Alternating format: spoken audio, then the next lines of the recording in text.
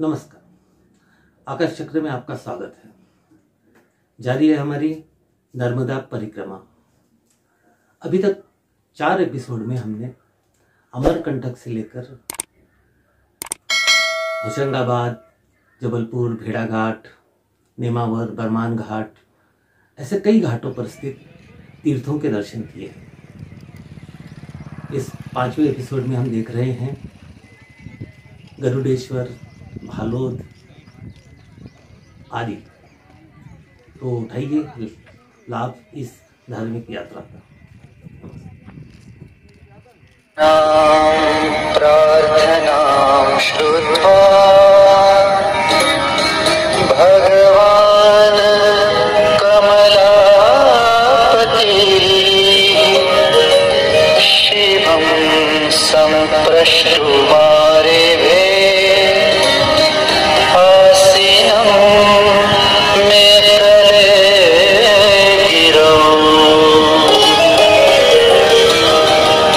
नीलोत्पलदलश्यामा सर्वावयवसुन्दरी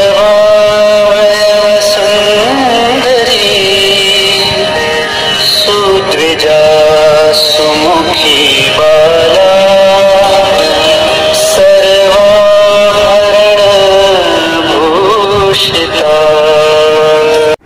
यह है ओंकारेश्वर, नर्मदा परिक्रमा मार्ग पर सबसे प्राचीन पुरातन नगरी, एक ऐतिहासिक नगरी।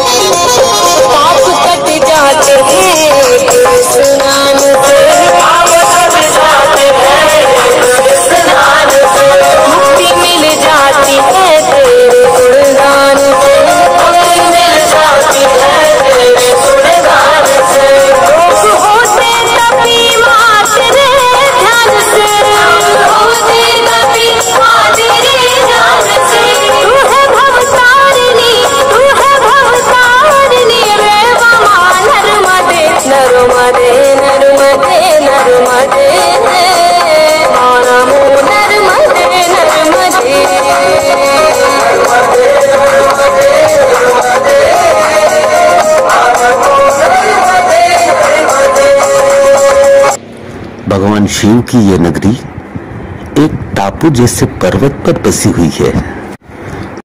यहाँ पर मां नर्मदा 2 धाराओं में बढ़ जाती है, एक उत्तर की ओर और दूसरी दक्षिण की ओर। यहाँ पर मां नर्मदा का कावेरी से संगम होता है। यह संगम मांधाता पर्वत को एक टापू का स्वरूप दे देता है। भगवान शिव के 12 ज्योतिर्लिंगों में से ओंकारेश्वर ये चौथा ज्योतिर्लिंग है। यहाँ नदी के उस पार ओंकारेश्वर स्थित है तो इस पार ममलेश्वर स्थित है, लेकिन दोनों को मिलाकर एक ही ज्योतिर्लिंग गिना जाता है। परिक्रमा करने वाले नर्मदा को पार नहीं कर सकते, इसलिए वे अधिकतर ममलेश्वर का ही दर्शन लेते हैं। मान्यता है कि उमाशंकर दिन भर कहीं पर भी रहे, रात को इस मंदिर में जरूर आते हैं। इसीलिए यहाँ के पुजारी भगवान शिव पार्वती के लिए चौसर बिछा के रखते हैं। रात को ये मंदिर बंद कर दिया जाता है। सवेरे जब मंदिर खोला जाता है तब चौसर के पास से बिखरे हुए नजर आते हैं। ओंकारेश्वर का ये रहस्य आज भी बना हुआ है।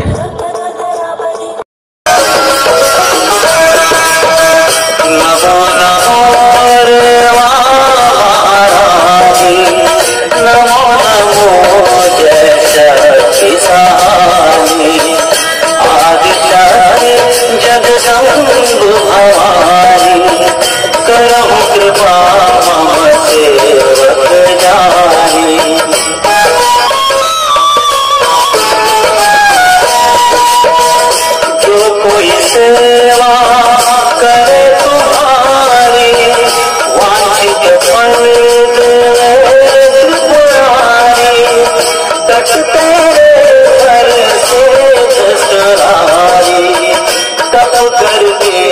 कब होए सुहारी, जो कोई माता उनको ध्यावे, प्यार पदारथ सर में पावे। ओंकारेश्वर से जब सनावद कातोर होते हुए आगे बढ़ते हैं, तब बकावा से 15 किलोमीटर दूर एक गांव लगता है तेली भट्ट्यान। यहाँ मां नर्मदा का फिर से एक विशाल स्वरूप दिखाई देता है।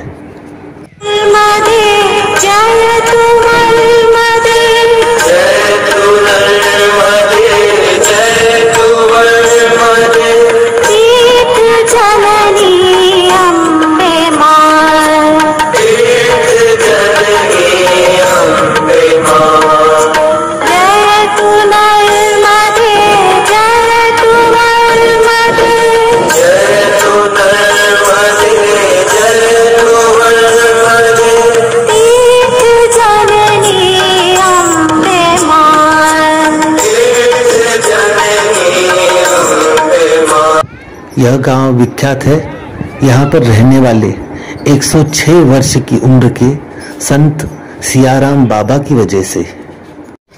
बाबा कई वर्षों से यहाँ रह रहे हैं। गांव वाले जो कुछ भी भेजते हैं वही वो खा लेते हैं और बचा कुचा कौवे और कुत्तों को खिलाते हैं। ऋतु कौन सी भी हो, मौसम कैसा भी हो, बाबा एक ही लंगोट पे रहते हैं।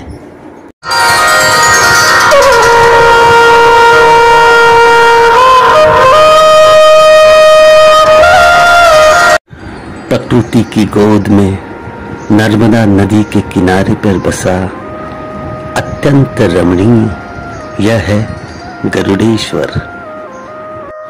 गुजरात के नर्मदा जिले में बसा इस तीर्थ पर विद्यमान है भगवान श्री दत्तात्रेय। जो दत्त भक्त दत्तात्रेय मंदिरों के दर्शन के लिए परिक्रमा करते हैं वे यहाँ अवश्य आते हैं।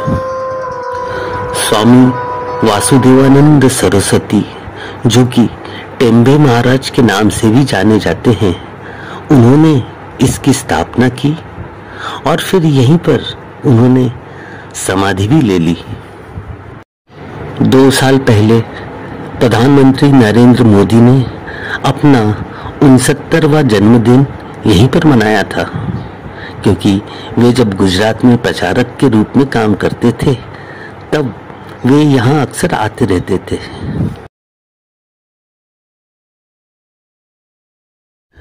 गरुड़ेश्वर से हाफेश्वर, जिसे हंसेश्वर भी कहा जाता है, के लिए निकलते हैं तब रम्य पर्वतीय प्रदेश में आपको एक मंदिर लगता है छोटी अंबाजी का।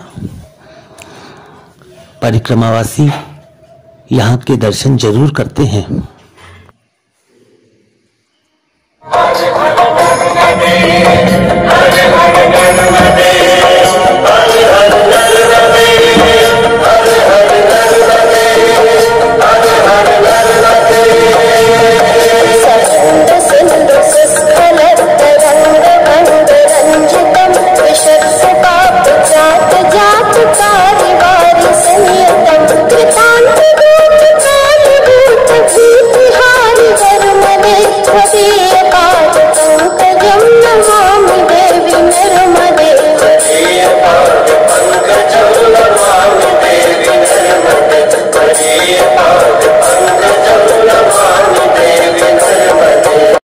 मां नर्मदा के तट पर गुजरात के भरूच जिले में एक और श्री क्षेत्र है भालोद।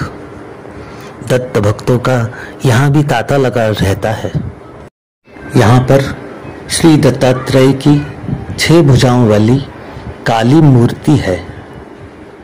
महान दत्त भक्त स्वामी वासुदेवानंद सरस्वती यानी टेम्बे महाराज का छोटा सा मंदिर भी यहाँ पर है। आपने नचिकेता की कहानी तो सुनी होगी। कठोपनिषद में इसका जिक्र आता है। मुनिपुत्र नचिकेता पिता से बहुत सवाल पूछते रहते थे। उन्हीं सवालों से झल्लाकर एक बार मुनि ने नचिकेता से कहा, मैं तुम्हें यमराज को दे दूंगा। फिर क्या था, नन्हे नचिकेता के सवाल फिर से शुरू हो गए। ये यमराज कौन है, वो क्या करते हैं, मुझे कहाँ मिलेंगे? आखिर अपने सवालों के जवाब ढूंढने वो नन्हा सा बालक माँ नर्मदा के इसी किनारे पे आया और यमराज की तपस्या करने लगा। आखिर यमराज प्रसन्न हुए और नचिकेता को मृत्यु के सारे भेद और रहस्य बताए।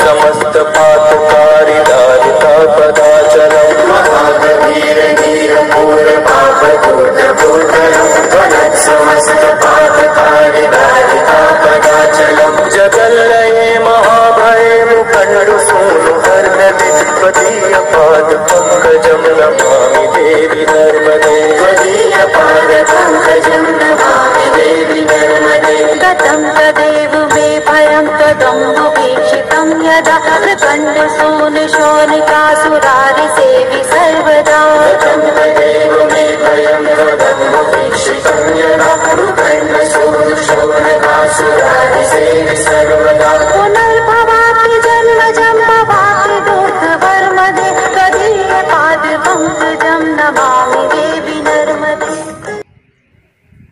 तो कैसा लगा हमारा ये सफर, जो आगे भी जारी रहेगा। अगले एपिसोड में हमारा प्रयास रहेगा कि नर्मदा परिक्रमा मार्ग के दक्षिण तट का सबसे आखिरी पड़ाव विमलेश्वर, जहां पर मां नर्मदा सागर में समा जाती है, उसके दर्शन कराएं। तो देखते रहिए आकाश टीवी। नमस्कार।